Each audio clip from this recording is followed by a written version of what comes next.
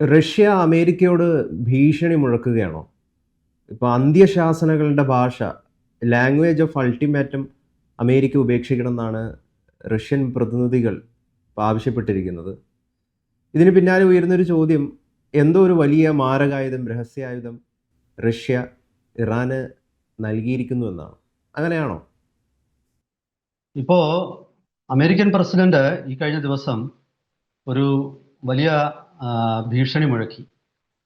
ഇറാന് ഈ ചൊവ്വാഴ്ച രാത്രി 2 മണി തൊട്ട് ഇറാനിൽ തീമഴ പെയ്യും, ചരിത്രത്തിൽ ഇതുവരെ കണ്ടിട്ടില്ലാത്ത ഒരു കനത്ത ആക്രമണം നടക്കും, ഇറാന്റെ പ്രധാനപ്പെട്ട കേന്ദ്രങ്ങളെല്ലാം തകർന്നു വീഴും, പാലങ്ങളും കുടിവെള്ളം കൊടുക്കുന്ന കേന്ദ്രങ്ങളും എല്ലാം തകർന്നു വീഴും. ഇതിൽ സിവിലിയൻ മരണം എത്രത്തോളം ഉണ്ടാകും എന്നുള്ളതിനെക്കുറിച്ച് അമേരിക്കയ്ക്ക് ആശങ്കയൊന്നുമില്ല. അമേരിക്ക അതിനെക്കുറിച്ച് വിഷമിക്കുന്നില്ല. അവിടെയുള്ള നിലവിലുള്ള ഭരണകൂടത്തെ ഏതു രീതിയിലും പുറത്താക്കുക എന്നുള്ളതാണ് അമേരിക്കയുടെ ലക്ഷ്യം. അവിടെ അമേരിക്ക യുദ്ധം ഇടയ്ക്ക് വെച്ച് നിർത്തിപ്പോകുമോ എന്ന് ഭയക്കുന്ന ഭരണകൂട വിരുദ്ധരുണ്ട്. അവർക്ക് കൊടുക്കുന്ന ഉറപ്പാണിത് എന്നാണ് അമേരിക്കൻ പ്രസിഡന്റ് ട്രംപും അതുപോലെ പിന്നെ chief of defence staff CDS general Dan കെയ്നും പറഞ്ഞത്. അപ്പോൾ അതിനിടയ്ക്കാണ് റഷ്യ, അതിൻ്റെ ഒരു പ്രതികരണമായിട്ടാണ് റഷ്യയുടെ ഈ അഭിപ്രായം വന്നിരിക്കുന്നത്. ഇതിനിടയ്ക്ക് ചില സൂചനകൾ പുറത്തു വരും. ആ സൂചനകൾ പ്രകാരം റഷ്യയുടെ അത്യന്താധുനിക ന്യൂക്ലിയർ ആയുധം വഹിക്കുന്ന മിസൈലായ സർമാറ്റ്, അത് ആ മിസൈലിന് സാത്താൻ എന്നും വിളിപ്പേരുണ്ട്. 15,000 കിലോമീറ്റർ തൊട്ട് 18,000 കിലോമീറ്റർ വരെ റേഞ്ചുള്ള ഒരു ഇന്റർ കോണ്ടിനെന്റൽ ബാലിസ്റ്റിക് മിസൈലാണ്. ആ ബാലിസ്റ്റിക് മിസൈല് റഷ്യ ഇറാന് കൈമാറിയിരിക്കുന്നതായിട്ട് വാർത്തകളുണ്ട്. നമുക്കത് സ്ഥിരീകരിക്കാൻ തോന്നുന്നില്ല. പക്ഷേ അങ്ങനെ റഷ്യ കൈമാറിയിട്ടുണ്ടെങ്കിൽ അതൊരു വലിയ ഞെട്ടിപ്പിക്കുന്ന സംഭവമായിരിക്കും. ഒരുപക്ഷെ അങ്ങനെ എന്തോ ഒരു നീക്കം നടന്നിട്ടുണ്ട് എന്നുള്ളത് കൊണ്ടാണോ അമേരിക്ക ഈ രീതിയിലുള്ള വലിയൊരു അന്ത്യശാസനം കൊടുത്തത് എന്നും സംശയിക്കാനുള്ള സാഹചര്യവും ന്യായവുമുണ്ട്. കാരണം യുദ്ധത്തിലും പ്രേമത്തിലുമൊക്കെ എന്തു തന്നെയും സംഭവിച്ചുകൂടുന്നില്ല, എന്തു വേണമെങ്കിലും സംഭവിക്കാം. നമുക്ക് മുൻകൂട്ടി പ്രവചിക്കാനൊന്നും പറ്റില്ല. അതിനാണല്ലോ പണ്ട് കവികൾ പോലും പറഞ്ഞിരിക്കുന്നത്. അപ്പോൾ നൂറ്റാണ്ടുകളായി അല്ലെ ആയിരക്കണക്കിന് കൊല്ലങ്ങളായി മനുഷ്യരാശിയുടെ മനസ്സിലും മനുഷ്യരാശിയുടെ പ്രവൃത്തിയിലും എല്ലാമുള്ള ഒരു രീതിയാണ് യുദ്ധങ്ങളിൽ അപ്രതീക്ഷിതമായിട്ടും ഉള്ള സംഭവ വികാസങ്ങൾ ഉണ്ടാകുക എന്നുള്ളത്. അത്തരം അപ്രതീക്ഷിത സംഭവ വികാസങ്ങളാണ് യുദ്ധത്തെ പലപ്പോഴും പ്രവചനാതീതമാക്കുന്നത്, യുദ്ധത്തിൽ വിജയപരാജയങ്ങൾ മാറി മറിയുന്നതുമൊക്കെ. ഈ സർമാറ്റ് എന്ന് പറയുന്ന സാത്താൻ മിസൈല് 15ഓളം MIRV വാർ ഹെഡുകൾ വഹിക്കുന്നതാണ്. അതായത് multiple independently targetable re entry vehicle എന്ന പിന്നെ പോർമുനകൾ ഉള്ളതാണ്. അതായത് ഈ ഒരു മിസൈൽ പോയി കഴിഞ്ഞാൽ അത് 15ഓളം സ്ഥലങ്ങളിലേക്ക്, മുഖ്യ പോർമുന കൂടാതെ 14 എണ്ണമായിട്ട് അത് വേർപെട്ടു പോകും. ആ 14 എണ്ണവും 100 കണക്കിന് കിലോമീറ്ററുകൾ അകലെ പോയിട്ട് വ്യത്യസ്ത ടാർഗറ്റുകളെ നശിപ്പിക്കാൻ ശേഷിയുള്ളതാണ്. ഇത് മിസൈൽ പ്രതിരോധ സംവിധാനങ്ങളെ മറികടക്കാനുള്ള ഒരു ആധുനിക ടെക്നോളജിയാണ് MIRV. വളരെ കുറച്ച് രാജ്യങ്ങൾക്കുള്ള MIRV. റഷ്യ, ചൈന, US, പിന്നെ UK, ഫ്രാൻസ്, ഇന്ത്യ, ഇങ്ങനെയൊക്കെയുള്ള വളരെ കുറച്ച് ഒരു 6-7 രാജ്യങ്ങൾക്ക് മാത്രമേ MIRV ടെക്നോളജി സ്വായത്തമായിട്ടുള്ളൂ. അപ്പോൾ ഈ MIRV ടെക്നോളജി ഉള്ള ഒരു മിസൈല് റഷ്യ, അത് പ്രത്യേകിച്ച് റഷ്യയുടെ അണുവായുധങ്ങൾ മാത്രം വഹിക്കുന്ന ഒരു മിസൈലാണ്. അത് ഒരു 5 ടണ്ണ് വരെയുള്ള പോർമുനുകൾ, ഭാരമുള്ള പോർമുനുകൾ, ബോംബുകളൊക്കെ വഹിക്കാൻ നിസ്സാരമായിട്ട് പറ്റുന്ന ഒരു മിസൈലാണ്.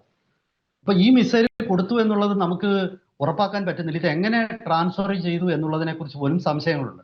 ചില ഇന്റലിജൻസ് ഏജൻസികളുടെ റിപ്പോർട്ടുകൾ പ്രകാരം കാസ്പിയൻ കടൽ വഴിയാണ് ഈ ഇറാന്റെ തീരത്തേക്ക് ഈ മിസൈൽ റഷ്യ എത്തിച്ചത്. എന്നിട്ട് പിന്നീട് കരയിലൂടെ അത് ട്രാൻസ്ഫർ ചെയ്യുകയായിരുന്നു എന്നാണ്. അതായത് അമേരിക്ക പിടിക്കാതിരിക്കാൻ വേണ്ടി ആ പ്രദേശത്ത് ഒരു വൻ റഷ്യൻ സൈനിക അഭ്യാസം റഷ്യ നടത്തി. ആ സൈനിക അഭ്യാസത്തിന്റെ ഭാഗമായിട്ട് അവിടെ ഒരുപാട് ഉപകരണങ്ങളും മിസൈലുകളും പടക്കപ്പലും ഒക്കെ കൊണ്ടുവന്നു. പിന്നെ പോർക്കപ്പലുകൾ കാസ്പിയൻ കടലിൽ വിന്യസിച്ചു. അതിൻ്റെ ഇടയ്ക്കാണ് ഈ മിസൈലുകളും രഹസ്യമായിട്ട് ഇറാന് കൈമാറിയത്. അത് അമേരിക്കയുടെ ചാര ഉപഗ്രഹങ്ങളുടെ കണ്ണിൽപ്പെട്ടില്ല. പിന്നീടാണ് അമേരിക്ക അത് മനസ്സിലാക്കുന്നതെന്നാണ് ഇപ്പോൾ പുറത്തു വരുന്ന ചില വിവരങ്ങൾ. ഒരുപക്ഷെ ഈ മിസൈലുകൾ ഇറാൻ പ്രയോഗിക്കുമോ എന്നുള്ള ഒരു ഭയമായിരിക്കാം ഇറാനെതിരെ, ഇറാന്റെ സർവനാശത്തിലേക്ക് അമേരിക്ക കൊണ്ടെത്തുന്നത്. ഇനി വേറെ ചില സംശയങ്ങളുണ്ട്. നമ്മൾ മുമ്പ് തന്നെ ചർച്ച ചെയ്തിരുന്നു.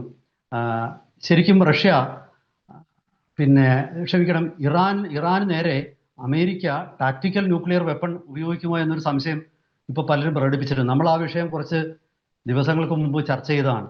ടാക്ടിക്കൽ ന്യൂക്ലിയർ വെപ്പൺ എന്ന് പറയുന്നത് സബ് കിലോ ടൺ എന്ന് വെച്ചാൽ 1 കിലോ ടണ്ണിൽ താഴെയുള്ള ന്യൂക്ലിയർ ബോംബുകളാണ്.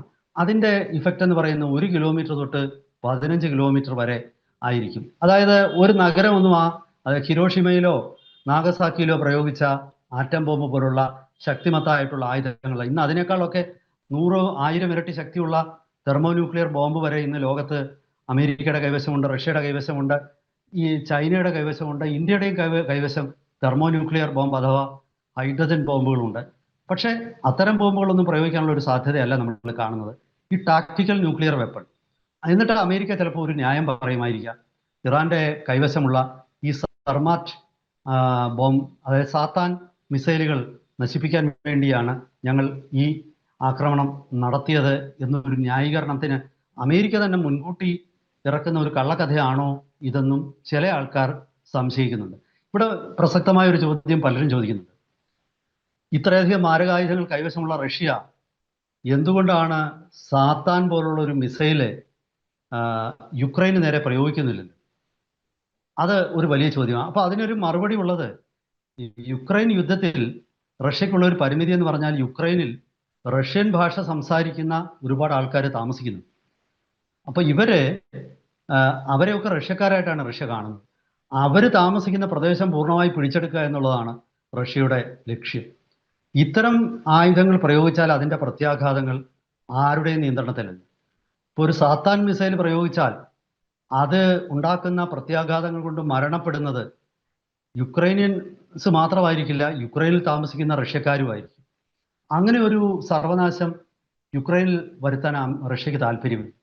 റഷ്യ ഒരു പരമ്പരാഗത യുദ്ധം നടത്തി റഷ്യൻ ഭാഷ സംസാരിക്കുന്നവർക്ക് വലിയ നാശനഷ്ടമൊന്നും ഉണ്ടാകാതെ, ആ പ്രദേശങ്ങളിൽ വലിയ നാശനഷ്ടങ്ങൾ ഉണ്ടാവാതെ ആ പ്രദേശം പിടിച്ചെടുക്കുക എന്നുള്ളതാണ് റഷ്യയുടെ ലക്ഷ്യം.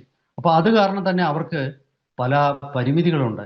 ആ പരിമിതികൾ നിമിത്തമാണ് അവരുടെ ഏറ്റവും പ്രഹരശേഷിയുള്ള മാരകായുധങ്ങൾ പലതും യുക്രൈന് നേരെ പ്രയോഗിക്കാത്തത്. പക്ഷേ ഇപ്പോഴെന്തുകൊണ്ട് ഇറാന് കൊടുത്തു എന്നൊരു വേറൊരു ചോദ്യം. അതിന് മറുപടി വളരെ കൃത്യമാണ്.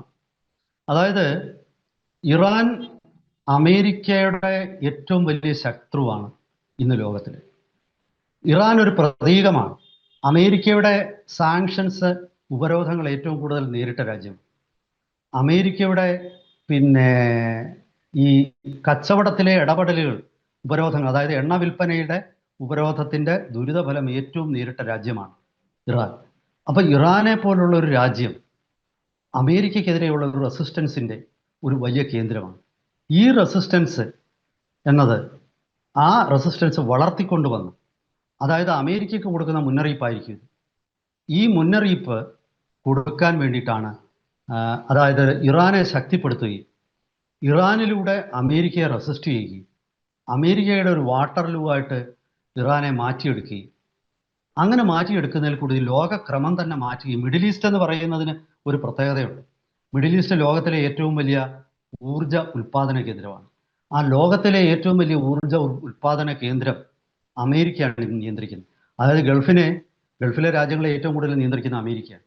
അതെല്ലാം മാറ്റിമറിച്ച് ആ സിസ്റ്റത്തിനെ മുഴുവൻ തകിടം മറിച്ചിട്ട് ഇറാനെ കൊണ്ട് ഈ ഹോർമുസ് കനാല് പിടിച്ചെടുത്തതും ഇതെല്ലാം തന്നെ റഷ്യയുടെ ഒരു നീക്കമാണെന്നാണ്. ആ നീക്കത്തിന് വേണ്ടിയിട്ടാണ് റഷ്യ ഈ ആയുധങ്ങൾ കൊടുക്കുന്നതെന്നും വലിയൊരു ലക്ഷ്യവുമായിട്ടാണ് റഷ്യ ഇപ്പോൾ നിൽക്കുന്നതെന്നുമാണ് പുറത്തു വരുന്ന സൂചനകൾ. അപ്പോൾ ചുരുക്കി പറഞ്ഞു കഴിഞ്ഞാൽ, തീമഴ പെയ്യിക്കുമെന്ന് ട്രംപ് പറയുന്നത്, ഇൻഫ്രാസ്ട്രക്ചർ തകർക്കുമെന്ന് ഡാൻ കെയ്ൻ പറയുന്നത്, ഇതെല്ലാം തന്നെ വളരെ കൃത്യമായി ചൂണ്ടിക്കാണിക്കുന്നത് രണ്ട് മഹാശക്തികൾ തമ്മിലുള്ള യുദ്ധത്തിലേക്ക് റഷ്യ 3-ാം ലോക മഹായുദ്ധം തുടങ്ങിക്കഴിഞ്ഞെന്ന് ഈ അടുത്ത ദിവസം പ്രഖ്യാപിച്ചു. എന്തായാലും വല്ലാത്തൊരു സ്ഥിതിവിശേഷത്തിലേക്കാണ് മധ്യപൂർവേഷ്യ, മിഡിൽ ഈസ്റ്റ് നീങ്ങുന്നത്. കൂടുതൽ അപ്ഡേറ്റ്സുമായിട്ട് നമുക്ക് വരും ദിവസങ്ങളിൽ പ്രേക്ഷകരെ സമീപിക്കാം.